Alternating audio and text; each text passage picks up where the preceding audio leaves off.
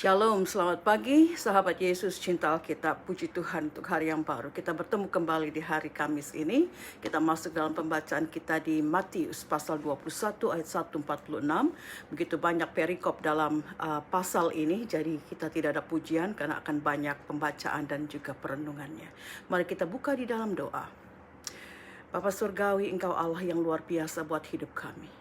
Engkau Allah yang kami sembah. Engkau Allah yang telah memberikan Yesus untuk kami, untuk keselamatan jiwa kami, dan juga untuk kesembuhan di dalam tubuh kami, kesehatan kami dengan salib yang sudah Dia tanggung.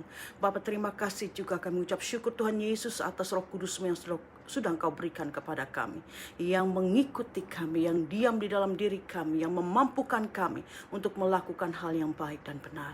Bapa, terima kasih, kami serahkan jam kami hari ini, pembacaan dan perenungan hanya kepada Engkau. Roh Kudus, Engkau hadir di setiap kami. Di dalam nama Tuhan Yesus kami berdoa. Amin. Puji Tuhan. Matius 21 ayat 1-46. Perikop yang pertama, Yesus dielu-elukan di Yerusalem. Ketika Yesus dan murid-muridnya telah dekat Yerusalem dan tiba di Betfage yang terletak di Bukit Zaitun, Yesus menyuruh 2 orang muridnya dengan pesan, "Pergilah ke kampung yang di depanmu itu, dan di situ kamu akan segera menemukan seekor keledai betina tertambat dan anaknya ada dekatnya. Lepaskanlah keledai itu dan bawalah keduanya kepadaku.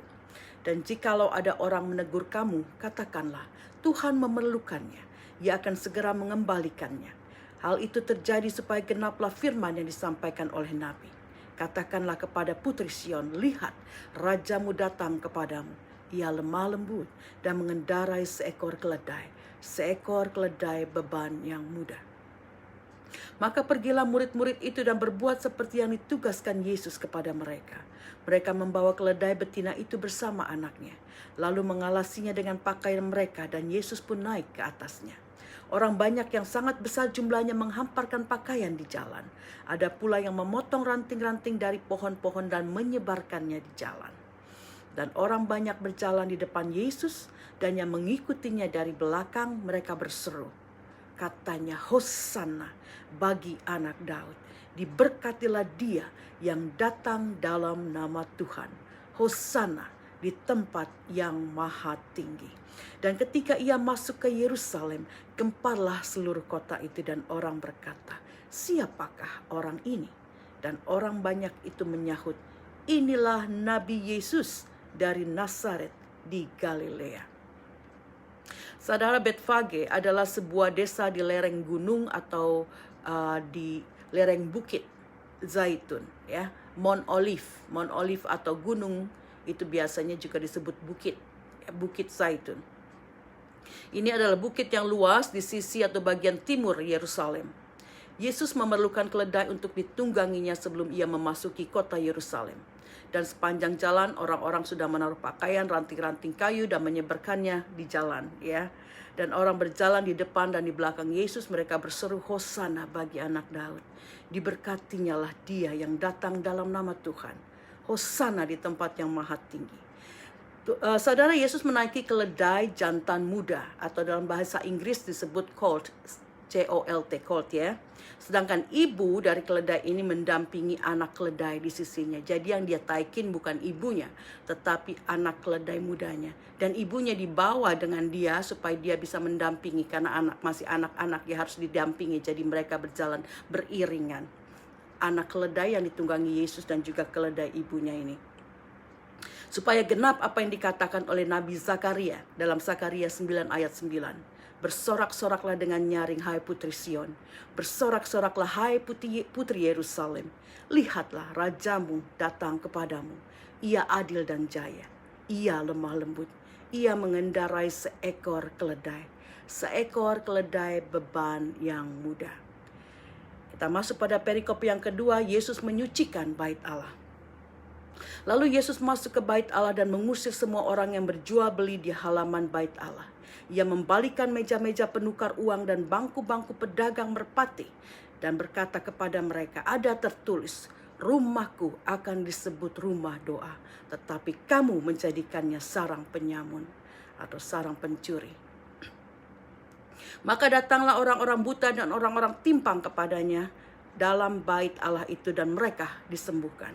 Tetapi ketika imam-imam kepala dan ahli-ahli Taurat melihat mukjizat-mukjizat yang dibuatnya itu, dan anak-anak yang berseru dalam bait Allah, Hosana bagi anak Daud, hati mereka sangat jengkel. Lalu mereka berkata kepada Yesus, "Engkau dengar apa yang dikatakan anak-anak itu?" Jawab Yesus kepada mereka, "Aku dengar. Belum pernahkah kamu baca? Dari mulut bayi-bayi dan anak-anak yang menyusui, Engkau telah menyediakan puji-pujian. Engkau Allah telah menyediakan puji-pujian." Lalu ia meninggalkan mereka dan pergi keluar kota ke Betania dan bermalam di situ. Saudara, ini mengenai bait Allah yang dijadikan tempat jual beli, ya. Mata uang atau koin orang Romawi waktu itu adalah ada gambar-gambar dewa-dewa orang Romawi, ya. Sedangkan the temple, sinagog, ya, atau rumah Tuhan ini hanya menerima mata uang Tyrian shekel. Tyrian shekel yaitu koin perak yang khusus yang Raja Herodes cetak di Yerusalem. Ini satu-satunya koin yang diperbolehkan, diperkenankan, diterima oleh orang-orang Yahudi sebagai persembahan di sinagog, di temple. Nah, mereka ini tidak menerima koin orang Romawi. Karena koin orang Romawi ini ada image atau gambar dewa-dewa orang Yunani yang menyembah berhala yang disebut dengan dewa Heracles, ya.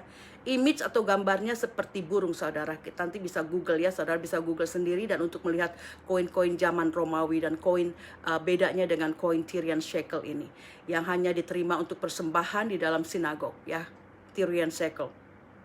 Jadi di dalam bait Allah atau temple atau sinagog ini mereka menukarkan uang Romawi itu yang tidak bisa mereka terima sebagai persembahan di bait Allah dengan uang Tyrian shekel atau koin Tirus ini, koin orang Tirus, ya. Dan tentu dengan rate, dengan nilai tukar yang lebih kecil kalau mereka tukar di luar. Jadi mereka bertukar-tukar uang untuk mencari keuntungan di sana. Dikatakan juga orang-orang berjual beli binatang-binatang korban. Yang kaya bisa beli anak domba atau lem sebagai korban persembahan mereka. Tapi yang tidak punya atau kurang punya, mereka bisa membeli burung merpati. Makanya dikatakan mereka jualan burung merpati. Burung merpati ini sebagai persembahan. Nah, untuk mereka yang kurang, yang tidak bisa membeli anak domba, mereka bisa membeli burung merpati yang kecilan dan lebih murah sebagai korban persembahan mereka. Nah, orang-orang yang datang dari luar Yerusalem, yang datang ke sinagog, ke tempel ini, yang tidak mungkin membawa anak domba dari tempat mereka yang jauh, atau juga tidak sempat membeli burung merpati untuk dipersembahkan, mereka akan membeli di tempat ini. Dan tentu saja saudara, harganya yang dijual di tempel ini di sekitar sinagog atau di dalam sinagog ini akan lebih mahal daripada yang mereka beli di luar. Jadi mereka berjualan untuk mencari untung dari orang-orang yang datang ke bait Allah tersebut. Dan dikatakan ada orang-orang sakit dan yang cacat pun, mereka ini dilarang masuk ke dalam bait Allah. Ya, karena buat mereka itu tidak bersih, tidak clean, orang-orang yang sakit, apalagi mereka yang cacat. Jadi mereka tidak diperkenankan untuk masuk ke sinagog. Mereka berada di luar sinagog. Tetapi Yesus dikatakan Yesus menyembuhkan mereka. Dan orang-orang ini pasti sudah mendengar tentang Yesus karena Tuhan Yesus cukup terkenal di daerah Galilea yang sudah banyak melakukan berbagai mukjizat di sana. Dan juga di daerah Judea. Sekarang ini Tuhan Yesus berada di Judea, daerah Judea. Yerusalem itu berada di daerah Yudea. Dan di sana pun Yesus sudah dikenal karena Tuhan Yesus waktu dibaptis dia berada di Sungai Yordan dan Sungai Yordan ini ada di daerah Galilea. Tetapi saudara, kita lihat imam-imam dan ahli-ahli Taurat yang berhati busuk melihat mukjizat yang Tuhan Yesus lakukan, mendengar anak-anak yang memuliakan Tuhan Yesus dengan mengatakan Hosana bagi anak Daud, mereka menjadi jengkel dan marah, ya. Mereka menjadi indignant dalam bahasa Inggris. Tetapi Tuhan Yesus mengatakan kepada imam-imam dan ahli-ahli Taurat, tidak pernahkah engkau baca bahwa dari mulut bayi-bayi dan anak-anak yang masih menyusu ini, engkau, Allah itu telah menyediakan puji-pujian. Tuhan Yesus tahu bahwa imam-imam dan ahli Taurat ini mereka tahu firman Tuhan. Mereka pasti tahu akan firman di dalam perjanjian lama, tapi mereka hanya tahu dan tidak mempraktekannya. Tuhan Yesus mau mengingatkan dan mempermalukan mereka yang hanya tahu firman, tapi tidak menerimanya dan tidak melakukannya. Dan Yesus pun pergi ke kota Betania setelah itu, ya, Bethany atau Betania, untuk bermalam di situ. Nah, kota Betania atau Betania ini hanya sekitar 5,5 km dari Yerusalem. Dan kota ini banyak disebut juga dalam Alkitab karena ini adalah daerah di mana Mary, Martha dan Lazarus, ya, Maria, Martha dan Lazarus itu tinggal, dan mereka berasal dari kota Betania ini. Kota di mana Lazarus dibangkitkan dari kematiannya. Dan dalam bahasa Arab, kota di mana Lazarus dibangkitkan dari kematiannya itu disebut Al-Azariah. Ya. Itu sekedar info. Kemudian kita masuk pada pembahasan ketiga, Yesus mengutuk pohon ara. Pada pagi-pagi hari dalam perjalanannya kembali ke kota, Yesus merasa lapar. Dekat jalan ia melihat pohon ara lalu pergi ke situ. Tetapi ia tidak mendapatkan apa-apa pada pohon itu selain daun-daun saja. Katanya kepada pohon itu, "Engkau tidak akan berbuah lagi selama-lamanya." Dan seketika itu juga keringlah pohon ara itu. Melihat kejadian itu tercenganglah murid-muridnya dan berkata, "Bagaimana mungkin pohon ara ini sekonyong-konyong menjadi kering?" Lalu Yesus menjawab mereka, "Aku berkata kepadamu, sesungguhnya jika engkau percaya dan tidak bimbang, kamu bukan saja akan dapat berbuat apa yang kuperbuat dengan pohon ara itu, tetapi jikalau kamu berkata kepada gunung ini, beranjaklah dan tercampaklah ke dalam laut, hal itu akan terjadi. Dan apa saja yang kamu minta dalam doa dengan penuh kepercayaan, kamu akan menerimanya." Minta dalam doa dengan kepercayaan, kita akan menerimanya. Ingat firman Tuhan ini. Nah, saudara, pagi-pagi Yesus kembali ke Yerusalem dari Betania, di mana dia bermalam di sana. Dan melalui kota yang dia pernah singgah juga, yaitu Betfage ini. Dia melalui kota ini lagi. Betfage ini berarti House of Unripe Figs, rumah dari buah arah yang mentah, ya. Pohon arah yang tidak berbuah ini melambangkan kemandulan moral atau moral barrenness orang-orang Israel, orang-orang Yahudi, ya, kemandulan moral orang Yahudi. Dan kutuk atas pohon ara itu sebagai suatu peringatan Allah akan judgment, akan penghakiman atas Yerusalem dan atas rumah-rumah ibadat mereka yang tidak menghasilkan buah. Mereka punya sinagog, mereka punya rumah ibadat tapi tidak menghasilkan. Mereka seperti pohon ara yang tidak berbuah, mereka mati. Murid-murid Yesus juga sudah sekian lama tuh bersama dengan Tuhan Yesus, kita tahu, ya. Mereka sudah menyaksikan begitu banyak mukjizat, tapi mereka masih terheran-heran dan tercengang-cengang ketika Tuhan Yesus mengutuk pohon ara itu dan pohon itu menjadi kering dan mati. Yesus mengatakan, kalau kamu percaya dan tidak bimbang, bukan cuma berkata mati pada pohon ara ini, bahkan kamu bisa mengatakan yang lebih besar, misalnya kepada gunung ini. Yesus maksudkan adalah Gunung Zaitun atau Bukit Zaitun. Engkau katakan kepada Bukit Zaitun ini untuk beranjak dan tercampak ke laut, hal itu akan terjadi. Nah, Tuhan Yesus menegaskan maksudnya di sini bahwa apa saja yang kamu minta dalam doamu dengan penuh kepercayaan, engkau akan menerimanya. Kita lanjutkan dengan pokok yang berikutnya dengan pembahasan pertanyaan mengenai kuasa Yesus. Perikop keempat, lalu Yesus masuk ke bait Allah, dan ketika ia mengajar di situ datanglah imam-imam kepala serta tua-tua bangsa Yahudi kepadanya dan bertanya, dengan kuasa manakah engkau melakukan hal-hal itu? Dan siapakah yang memberikan kuasa itu kepadamu? Lalu jawab Yesus kepada mereka, aku juga akan mengajukan satu pertanyaan kepadamu. Dan jikalau kamu memberi jawaban kepadaku, jawabnya kepadaku, aku akan memberikan juga kepadamu dengan kuasa manakah aku melakukan hal-hal itu. Tuhan Yesus bertanya, dari manakah baptisan Yohanes? Dari sorga atau dari manusia? Mereka memperbincangkan di antara mereka dan berkata, jikalau kita katakan dari sorga, ia akan berkata kepada kita, kalau begitu, mengapa kamu tidak percaya kepadanya? Tetapi jikalau kita katakan dia manusia, dari manusia, kita takut kepada orang banyak. Sebab semua orang menganggap Yohanes sebagai nabi. Lalu mereka menjawab Yesus, kami tidak tahu. Dan Yesus pun berkata kepada mereka, jika demikian, aku juga tidak mengatakan kepadamu dengan kuasa manakah aku melakukan hal-hal itu.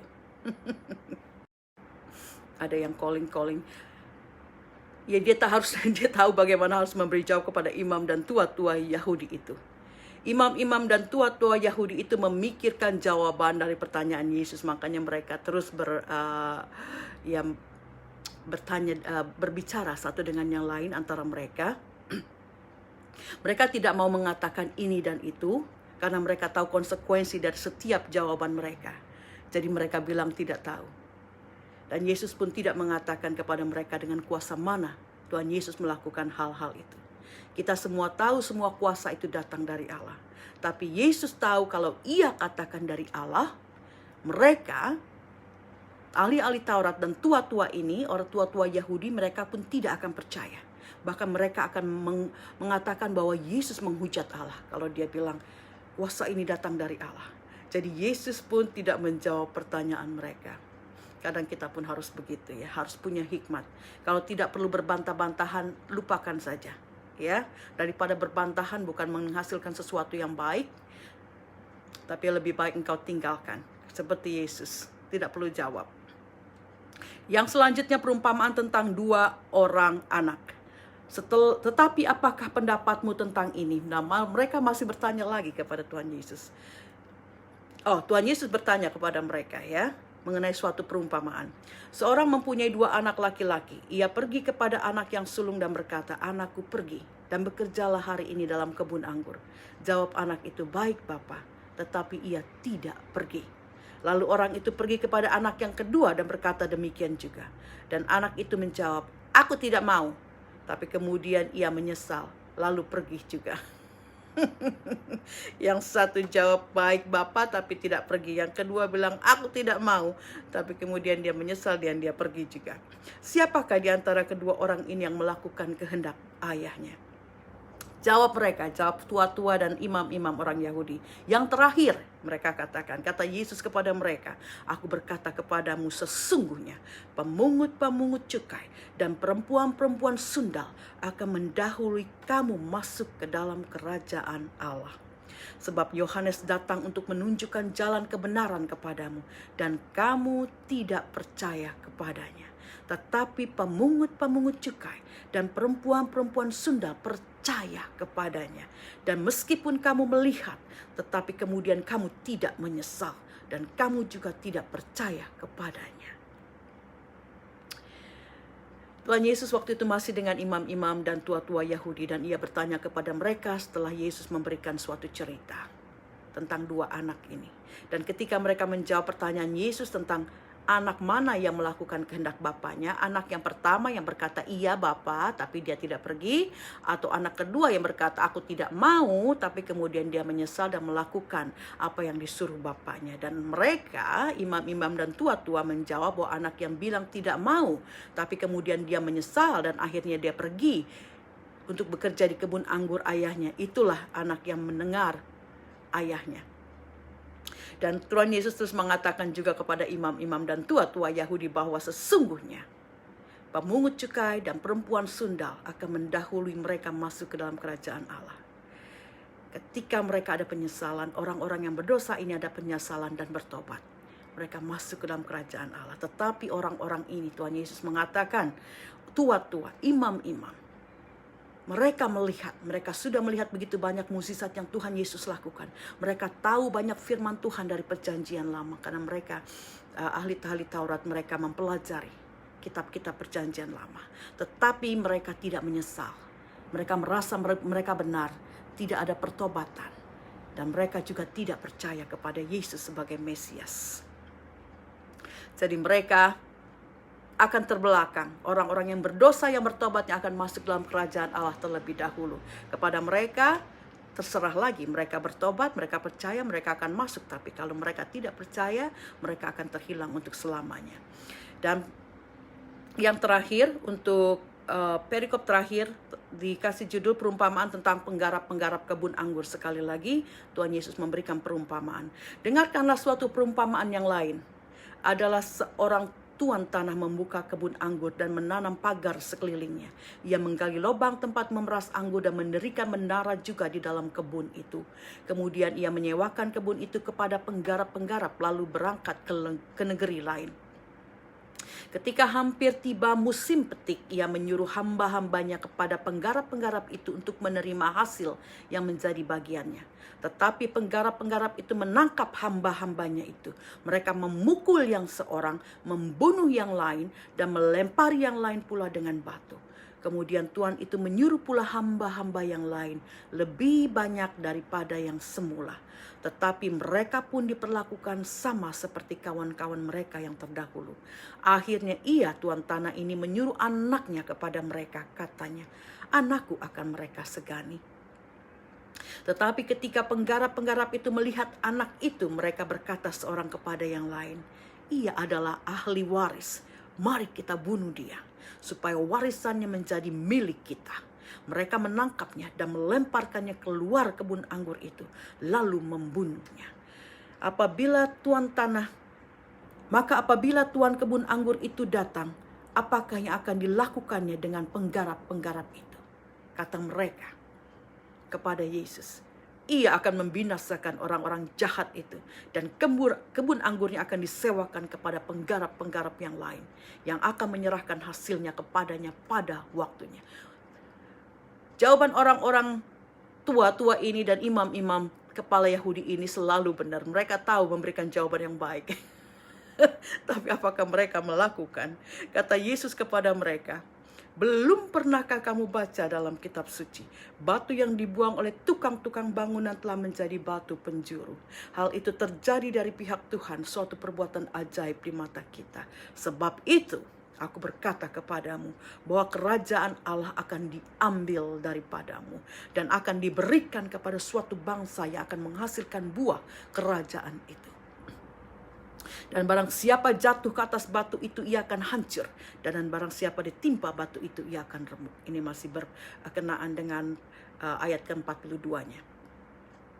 Ketika imam-imam kepala dan orang-orang Farisi mendengar perumpamaan-perumpamaan Yesus, mereka mengerti. Baru sekarang mereka mengerti bahwa merekalah yang dimaksud oleh Tuhan Yesus, orang-orang yang seperti itu. Dan mereka berusaha untuk menangkap Yesus, tetapi mereka takut kepada orang banyak, karena orang banyak itu menganggap dia, Yesus, sebagai nabi. Tuhan Yesus mengatakan perumpamaan lagi, ya. Banyak perumpamaan yang Tuhan Yesus katakan kepada orang-orang Farisi, kepada orang-orang imam-imam dan kepala-kepala rumah ibadat ini. Tentang seorang tanah kali ini, seorang tuan tanah maksudnya, yang memberikan tanahnya atau kebun anggurnya. Kebun anggurnya, tanahnya ini sebagai gereja-gereja kuno, ya, atau ancient church, yaitu Israel juga termasuk di dalamnya. Dia memberikan gereja-gereja yang kuno atau bangsa Israel untuk digarap oleh penggarap-penggarapnya. Penggarapnya adalah orang-orang Yahudi, orang Israel yang jahat-jahat, yaitu imam tua-tua dan ahli Taurat, dan juga orang-orang Farisi.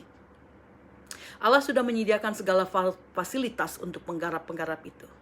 Saat tiba panen, tuan tanah itu mengirim hamba-hambanya atau orang-orang suruhannya. Orang-orang suruhannya adalah nabi-nabinya dan rasul-rasulnya, untuk menerima bagian dari hasil panen itu. Hasil panen ini berupa kebenaran, ya. Hasil panen kebenaran, belas kasih, kebaikan, pertobatan, kemurahan hati, dan semua buah roh yang baik yang diharapkan akan dia dapat dari gereja, dari sinagog, dari perkumpulan orang-orang percaya yang harusnya menjadi percaya. Gereja itu tempat orang-orang percaya, tapi kita lihat mereka sudah menjadikan sinagog, temple, the bait Allah itu sebagai sarang penyamun, bukan sebagai tempat worship, tempat berdoa. Dan orang-orang ini kita tahu mereka juga membunuh, menangkap dan memukul, melempari batu, bahkan membunuh hamba-hamba Tuhan itu. Dan hamba Tuhan ini adalah utusan Allah, nabi atau rasul yang kita banyak tahu mereka juga mati, banyak yang mati sebagai martir. Lalu tuan tanah mengirimkan lagi hamba-hamba yang lebih banyak lagi murid-murid Tuhan Yesus yang dikirimkan. Dan mereka melakukan hal yang sama juga. Dan kemudian Tuhan tanah ini mengirimkan anaknya, mengirimkan Yesus. Karena Tuhan tanah ini mengira penggarap-penggarap ini pasti sungkan akan anak dari Tuhan tanah ini. Orang Israel diharapkan sungkan untuk mengadakan sesuatu atau melukai atau membunuh atau melakukan sesuatu yang tidak baik kepada anak Tuhan tanah ini, yaitu Tuhan Yesus.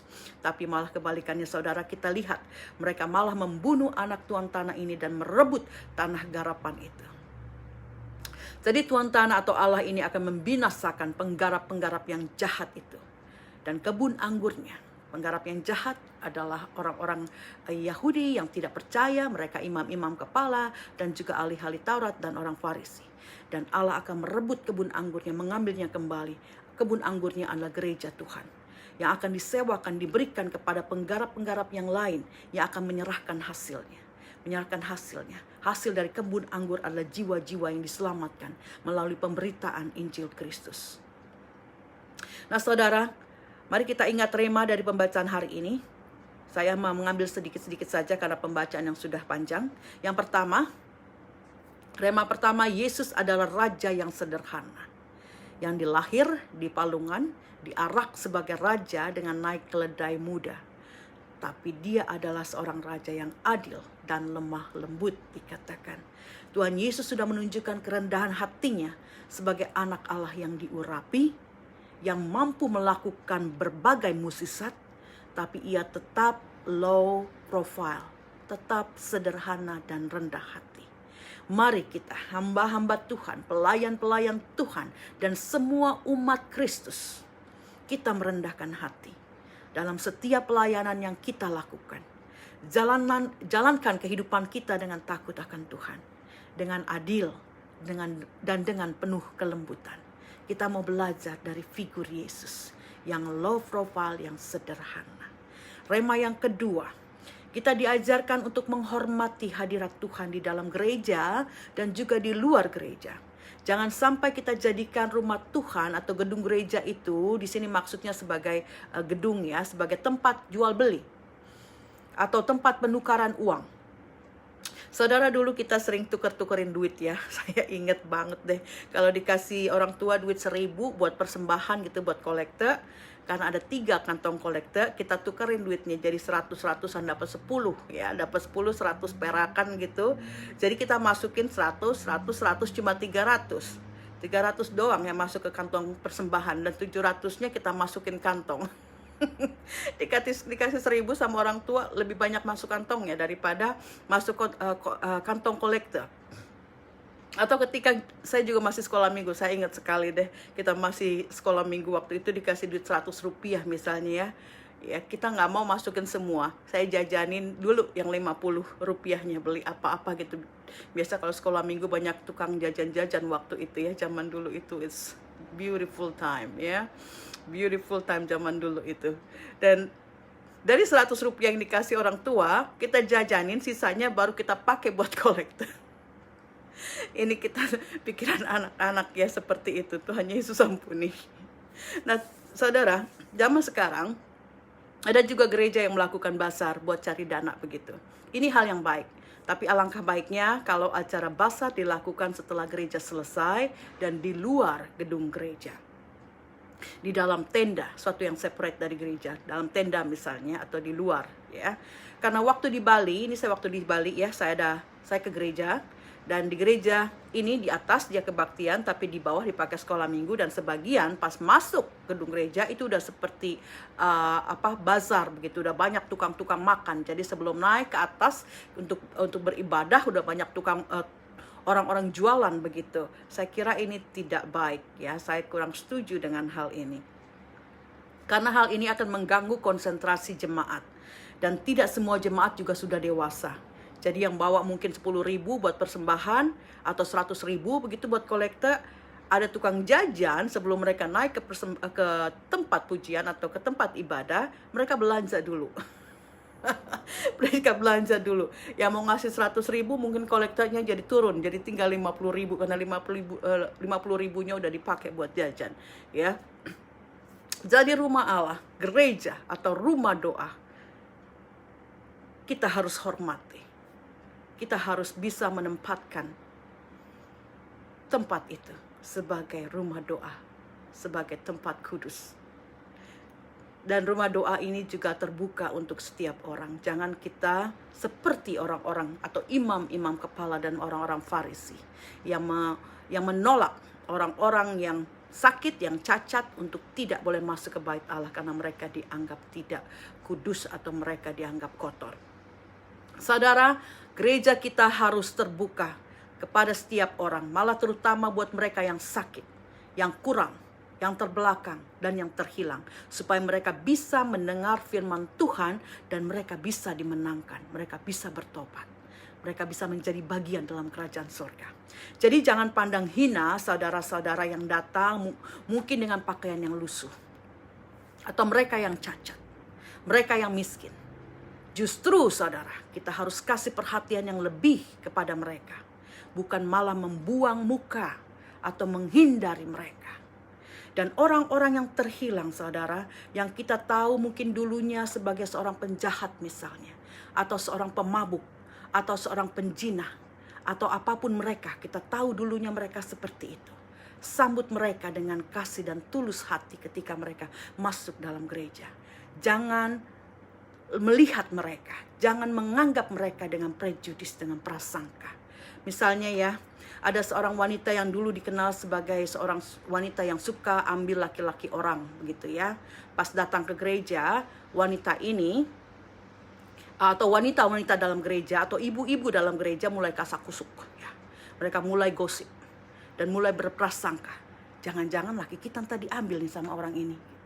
Jangan-jangan nanti orang ini gayat laki kita nih atau segala macam. Jadi mereka ke gereja udah bukan dengan pikiran yang baik, tapi sudah dengan prejudis, dengan prasangka, dengan gosip-gosipan, dengan hal-hal yang buruk. Jadi mereka tidak bisa konsentrasi kepada firman Tuhan dan kepada penyembahan, tapi malah mikirin yang lirik-lirik perempuan ini. Jangan-jangan terus begitu ya.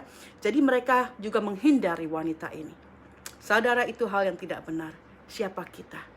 Ketika Tuhan Yesus, ketika orang-orang Farisi dan imam-imam membawa seorang yang berlaku jinah kepada Tuhan Yesus menyuruh siapa yang tidak berdosa engkau lemparkan batu terlebih dahulu. Dan kita ingat tidak ada dari mereka. Mereka semua pergi, tidak ada yang berani.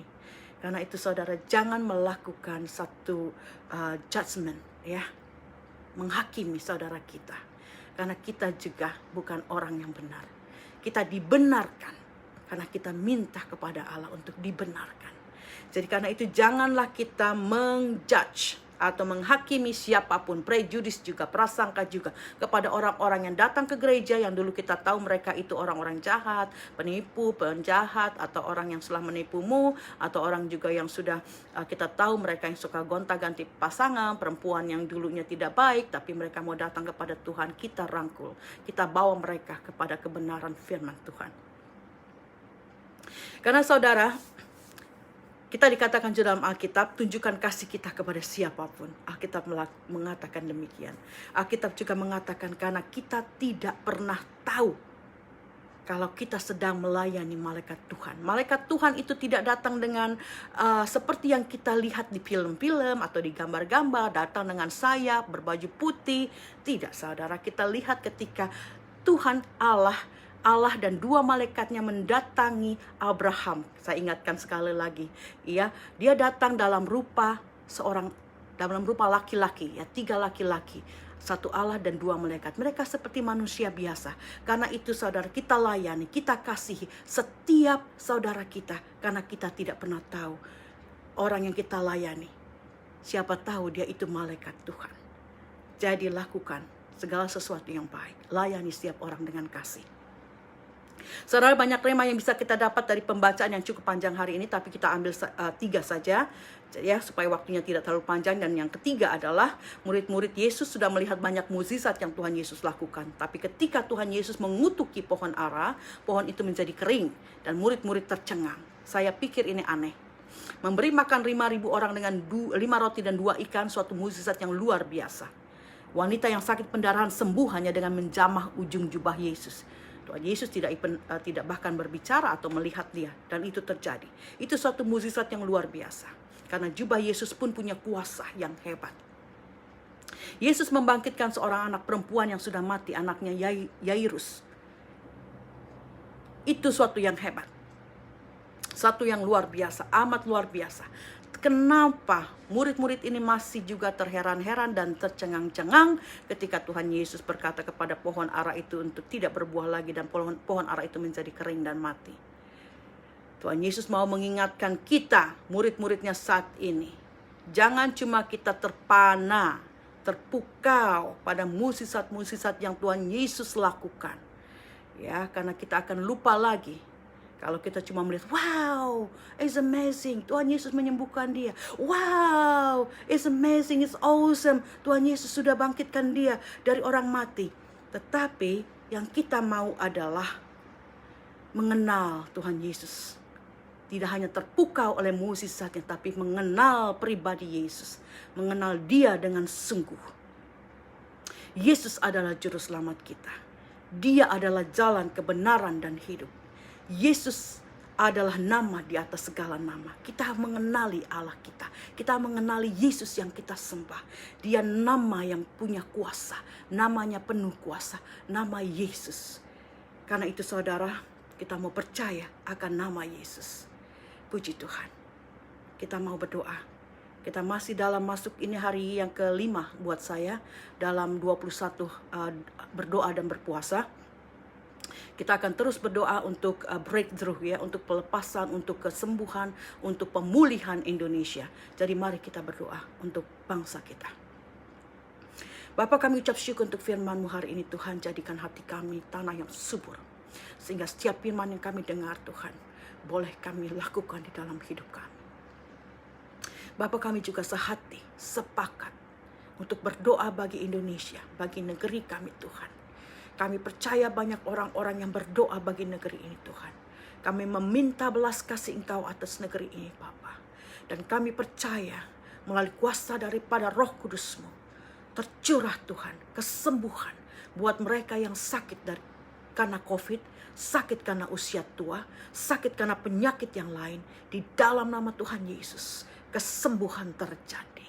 Kami juga berdoa Bapa untuk mereka yang belum terjangkiti. Ada proteksi buat mereka Tuhan. Mereka mau terus angkat tangan mereka kepada Bapa. Dan proteksi perlindungan itu terjadi.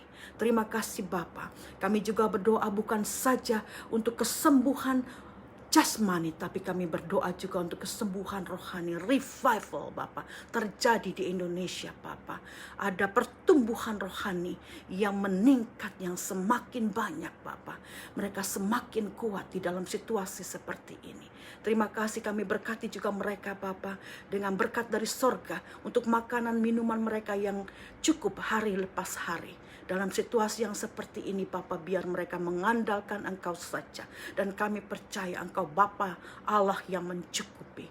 Bapa, terima kasih kuasa Roh Kudus-Mu turun atas mereka. Untuk melepaskan, untuk membebaskan, untuk menyembuhkan. Di dalam nama Tuhan Yesus. Kami serahkan Indonesia Bapa.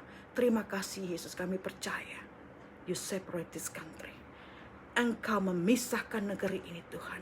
Untuk menjadi kemuliaan buat Engkau. Dalam nama Tuhan Yesus, kami terima. Amin. Puji Tuhan. Amin.